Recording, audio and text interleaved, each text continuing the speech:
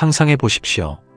당신이 죽을 힘을 다해 굴려 올린 바위가 정상에 닿기 직전 다시 굴러내려갑니다. 내일도, 모레도, 영원히. 그리스 신화 속 시지프스의 형벌입니다. 1942년 29세의 프랑스 철학자 알베르 카미는 이 신화를 읽고 이렇게 선언했습니다. 우리는 시지프스가 행복하다고 상상해야 한다. 행복? 영원히 반복되는 형벌 속에서? 같은 해 지구 반대편 어떤 독자가 성경 욥기를 읽으며 물었습니다. 욥은 죄도 없이 모든 것을 잃었습니다. 그는 신에게 항의합니다. 신은 대답하지 않는 것처럼 보입니다. 카미와 욥, 두 사람은 같은 질문 앞에 섰습니다. 의미 없어 보이는 고통 앞에서 인간은 어떻게 서야 하는가?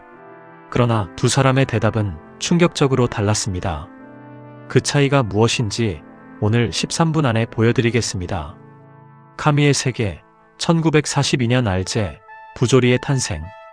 1913년 11월 7일, 알제리 몽도비.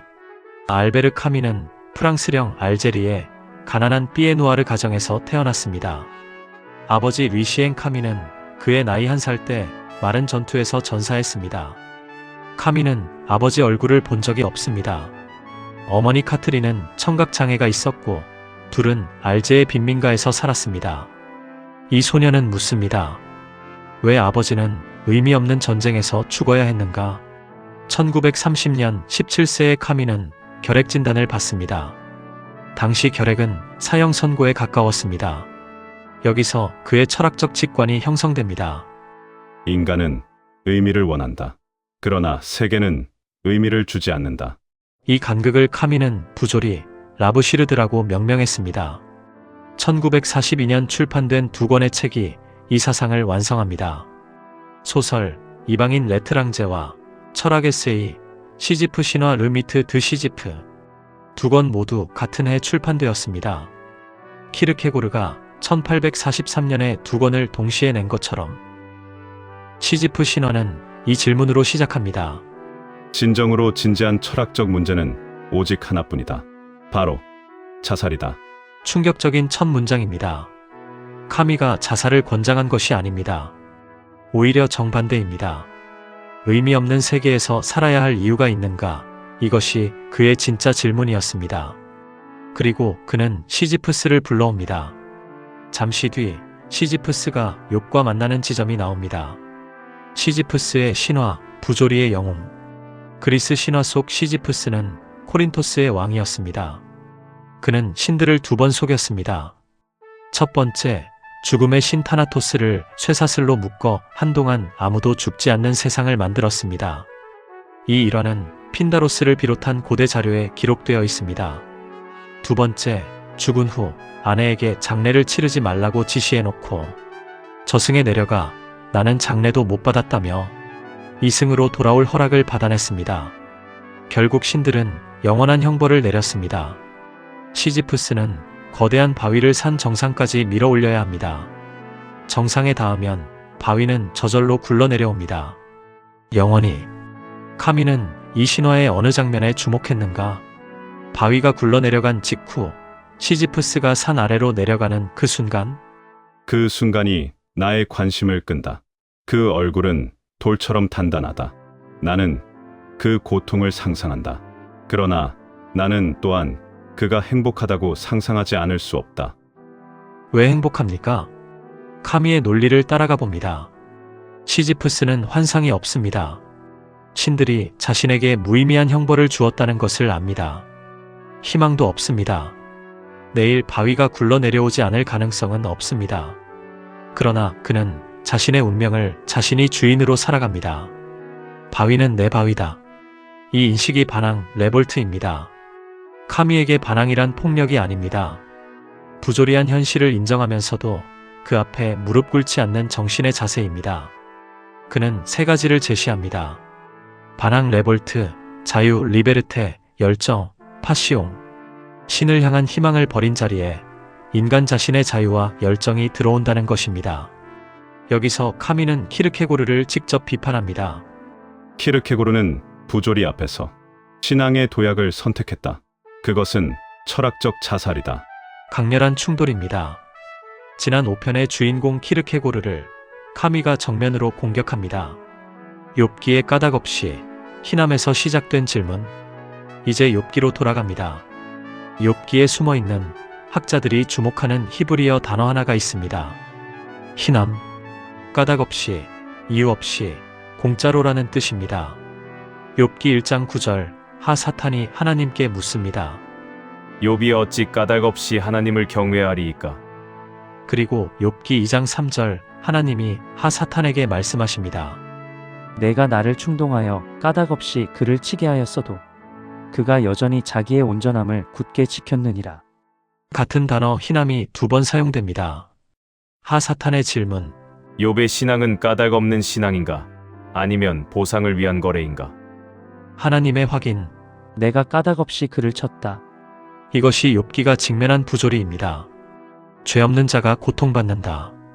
이유가 없다. 설명이 없다.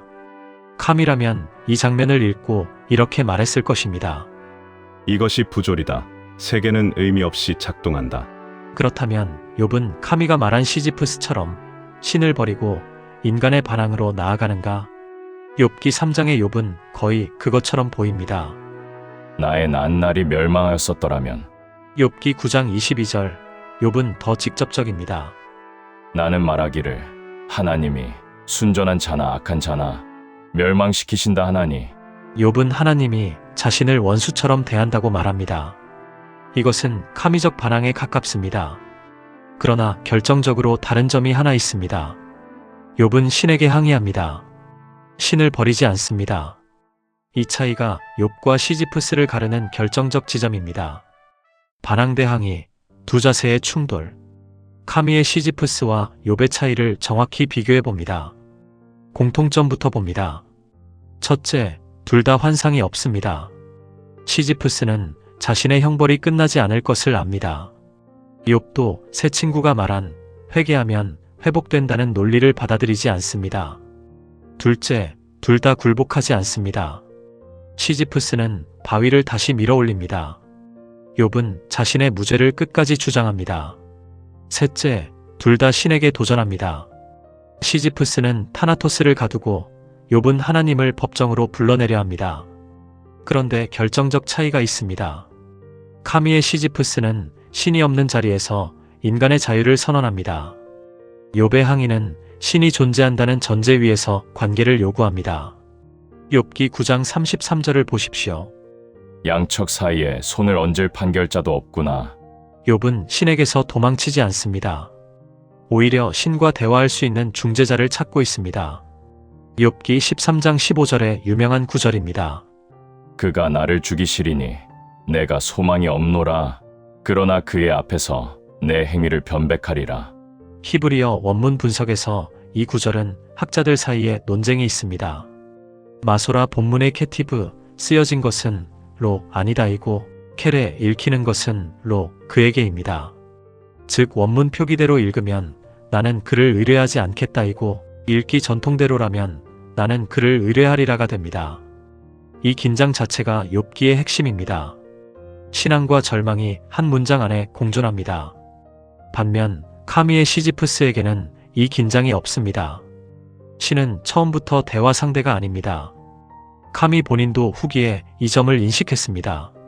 1951년의 저작 반항하는 인간 로멈 레볼테에서 그는 반항이 단순한 거부가 아니라 아니오라고 말할 수 있는 자는 예를 알기 때문이라고 했습니다. 반항 속에는 가치에 대한 긍정이 있다. 이 후기의 카미는 욥과 조금 더 가까워졌는지도 모릅니다. 학계 논쟁, 카미는 욥기를 읽었는가? 여기서 잠깐 학계의 흥미로운 논쟁을 소개합니다. 카미는 시지프 신화에서 욥기를 직접 인용하지 않았습니다. 그러나 카미 연구자들은 여러 정황 증거를 제시합니다. 첫째, 카미는 알제리 카톨릭 공동체에서 교육받았습니다. 욥기는 구약 성경의 핵심 지혜 문학입니다. 둘째, 카미의 1945에서 1951년 사이 노트에는 성경적 주제에 대한 메모가 다수 등장합니다. 셋째, 그의 마지막 미완성 소설 최초의 인간에는 까닭없는 고통이라는 욥기적 주제가 강하게 나타납니다. 미국의 성경학자 제이 제럴드 젠스는 1985년 저서 욥에서 욥기 9장의 욥의 항해 구조가 실존주의적 부조리 인식과 구조적으로 유사하다는 점을 상세히 논증했습니다. 반면 카미의 전기작가 올리비에 토드는 카미가 성경을 문화적 배경으로는 알았지만 철학적 원천으로 직접 사용했다는 증거는 충분하지 않다고 주장합니다. 카미가 욥기를 직접적 원천으로 삼았다는 확증은 현재까지 없습니다. 그러나 구조적 유사성은 학계에서 광범위하게 인정됩니다.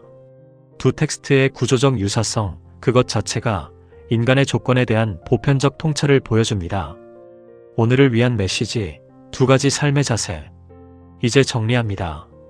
카미의 시지프스와 욥기의 욥은 같은 출발점에 섰습니다. 이유 없는 고통, 의미 없어 보이는 반복, 그리고 두 가지 길을 보여줍니다. 첫 번째 길, 시지프스의 길. 신의 설명을 기대하지 마라. 희망을 버려라. 그 자리에서 인간 자신의 반항과 자유를 선언하라. 바위를 다시 밀어 올리는 그 행위 자체가 삶이다. 두 번째 길, 욥의 길. 신에게 항의하라. 울부짖어라. 설명을 요구하라. 그러나 등을 돌리지 마라.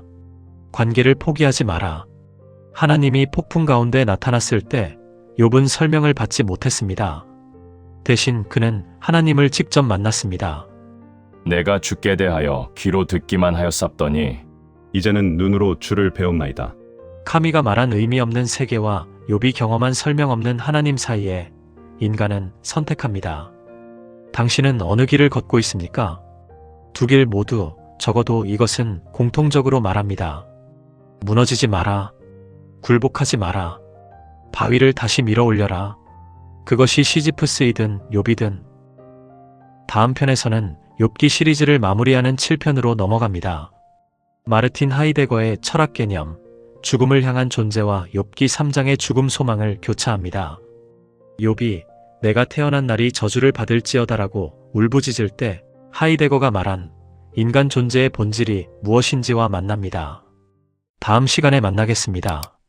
시청해주셔서 감사합니다. 구독과 좋아요는 사랑입니다.